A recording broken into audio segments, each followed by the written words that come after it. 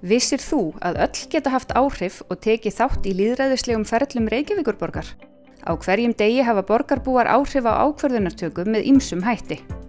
Reykjavík er borgin okkar allra og í lýðræðislegu samfélagi skiptir máli að við tökum þátt og látum raddir okkar heyrast.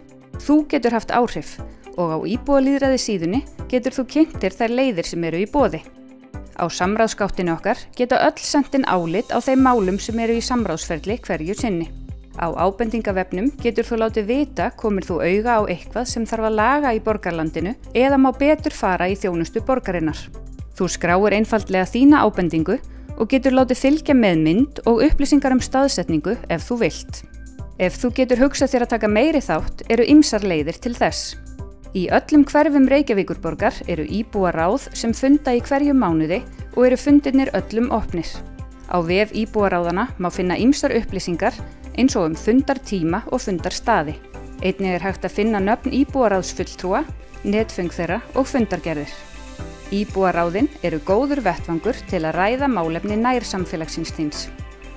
Önnur leið til að hafa áhrif er að taka þátt í verkefninu Hverfið mitt. Annað hvert ár er kallað eftir hugmyndum ný verkefni í hverfum borgarinnar og árið eftir er kosið á milli bestu hugmyndana. Dæmi hugmyndir sem hafa orðið að veruleika eru körfuboltavöllur við Laugaleikjarskóla, listaverkið Sjávarmál við Eiðsgranda í Vesturbæ Reykjavíkur og glerveggur í Klébergslaug á Kjalarnesi.